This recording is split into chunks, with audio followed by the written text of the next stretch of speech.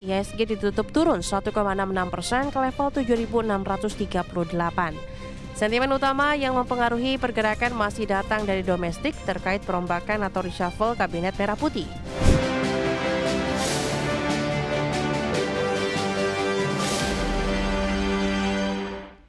Ke topik pilihan pemirsa, gejolak di pasar modal tanah air masih berlanjut seiring indeks harga saham gabungan atau IHSG masih melemah dalam di sesi pertama perdagangan Selasa. Sentimen utama datang dari perombakan kabinet, khususnya pergantian posisi Menteri Keuangan yang kini tidak lagi dijabat Sri Mulyani usai 15 tahun lamanya. Indeks harga saham gabungan masih melemah di penutupan sesi 1 Selasa. Dikutip dari data RTI, IHSG ditutup turun 1,66% ke level 7.638. Dalam sepekan, pelemahan IHSG semakin dalam di 1,26%. Terpantau 193 saham menguat, 510 saham melemah, dan 100 saham stagnan.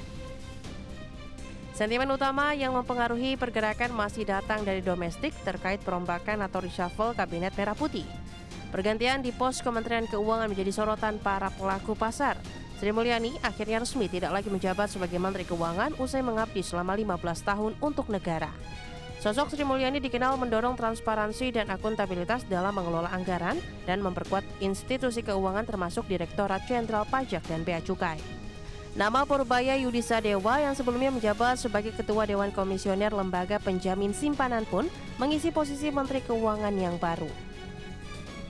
Analis dari Pintraco Sekuritas Ratna Lim mengatakan pelaku pasar cenderung bersikap wait and see terhadap kebijakan yang akan diterapkan oleh para menteri baru hasil reshuffle kabinet, khususnya Menteri Keuangan.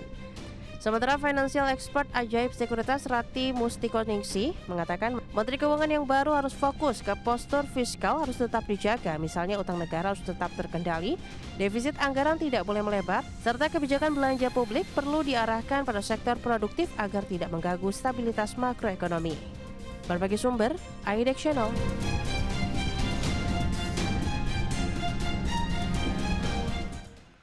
Keinformasi emiten pemirsa, PT Surya Semesta Internusa Tbk atau SSIA memastikan tetap konsisten membagikan dividen dengan rasio sekitar 30% dari laba bersih. Hal ini ditegaskan perseroan meskipun kinerja perusahaan diproyeksikan melemah di sepanjang tahun ini.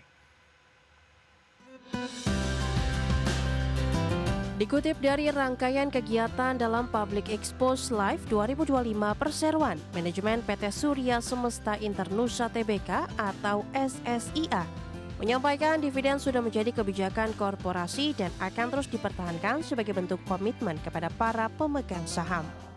Kita sih ke depannya tetap rencananya akan terus membagikan dividen dan pada umumnya kita melakukan rasio sekitar 30% dari net profit itu untuk didistribusikan sebagai dividen. Jadi itu dari segi corporate policy kita ya. Kebijakan ini dipastikan setelah kinerja bottom line perseroan di semester 1 2025 berbalik negatif dengan rugi sebesar 32 miliar rupiah dari sebelumnya meraih laba di 106 miliar rupiah.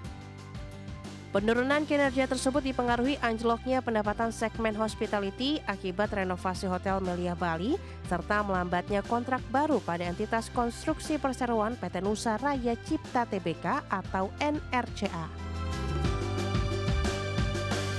Berdasarkan proyeksi manajemen, laba bersih SSIA di akhir 2025 diperkirakan akan mencapai 200 miliar rupiah.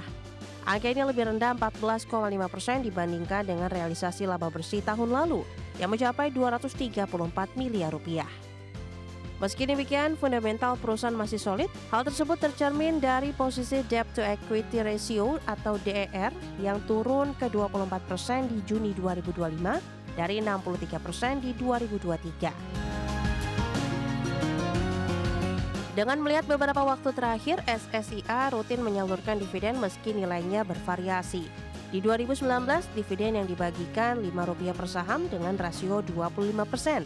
Sementara di 2018, perseroan membagikan Rp7 per saham dengan payout ratio 86%. Di 2017, perseroan menyalurkan dividen Rp20 per saham dengan rasio hanya 8%. Sedangkan di 2016 nilainya di Rp11 per saham dengan rasio 82%. Berbagai sumber, IDEX Channel. Secara teknikal daya tahan SSIA cukup tinggi pada perdagangan hari ini, terutama di tengah pelemahan dalam indeks harga saham gabungan. Saham SSIA melejit di atas 7% pemirsa, meskipun sempat bergerak di zona merah. Langsung saja kita ke grafis yang pertama, kita akan coba lihat pergerakan saham SSIA di sepanjang perdagangan hari ini dan sekaligus update beberapa menit jelang penutupan. Ditutup di perdagangan hari sebelumnya di level 2000, di pembukaan perdagangan sesi pertama pada pagi tadi, dibuka di zona merah di 1990 dan sempat tertekan di 945 ke 1900-an. Kemudian saham SSIA berbalik arah mengalami penguatan ke 2120 dan di penutupan sesi pertama penguatan lebih ke arah terbatas di 2050 dan di posisi yang sama di pembukaan sesi kedua pemirsa. Ya, tapi di memasuki perdagangan sesi kedua, saham SSIA secara intraday mengalami lonjakan yang cukup signifikan hingga menembus ke 2.240. Saat ini penguatan terbatas 7% di 2140.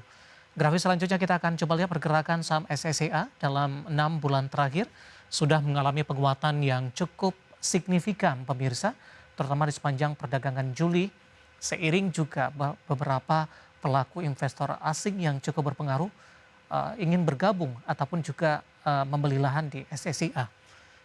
Tertinggi di 2890 di perdagangan Juli, April, Mei dan Juni masih diperdagangkan di bawah 2000-an, 710, 860 dan 1125. Agustus dan September usai mengalami kenaikan signifikan, penguatan lebih ke arah terbatas pemirsa namun masih bertahan di atas level 2000-an. Seperti apa dari sisi valuasi dengan beberapa indikator yang ada? Ya, dari sisi price to earning ratio-nya minus di 149,12 kali, PSR-nya di 2,25 kali, PBV-nya di 1,75 kali, dan PCFR-nya minus di 6,16 kali. Kombinasi secara fundamental teknikal dan juga dari sisi valuasi dan semoga bisa menjadi salah satu referensi untuk Anda.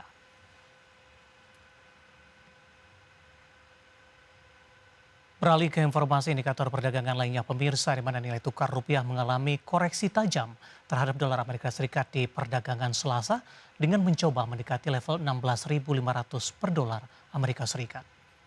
Dikutip dari data RT hingga Selasa siang tadi rupiah melemah di 0,67% di level 16.437 per dolar Amerika. Sebelumnya rupiah dibuka melemah tajam di 0,67% di level 16.640 per dolar Amerika. Bahkan secara intraday rupiah sempat melemah ke 16.496 per dolar Amerika. Sementara indeks dolar Amerika Serikat di Selasa pagi terpantau melemah di 0,09% di level 97,66. Pergerakan rupiah dari sisi sentimen sebenarnya mendapatkan angin segar dari berlanjutnya pelemahan indeks dolar Amerika di tengah ekspektasi besar dari pelaku pasar ke peluang pemangkasan suku bunga The Fed. Namun dari dalam negeri sentimen pergantian Menteri Keuangan menjadi faktor penekan pergerakan rupiah. Diketahui Presiden Prabowo Subianto resmi menunjuk Purbaya Yudi Sadewa menggantikan Sri Mulyani Indrawati. Langsung saja kita akan update seperti apa pergerakan nilai tukar rupiah terhadap sejumlah mata uang utama berikut ini. Dapat Anda saksikan grafis di layar televisi Anda pemirsa, pergerakan nilai tukar rupiah terhadap dolar Amerika Serikat di level 16.489 rupiah. Kemudian terhadap euro di 19.181 rupiah, pound sterling di 22.358 rupiah dan terhadap yen Jepang di 112,09 rupiah.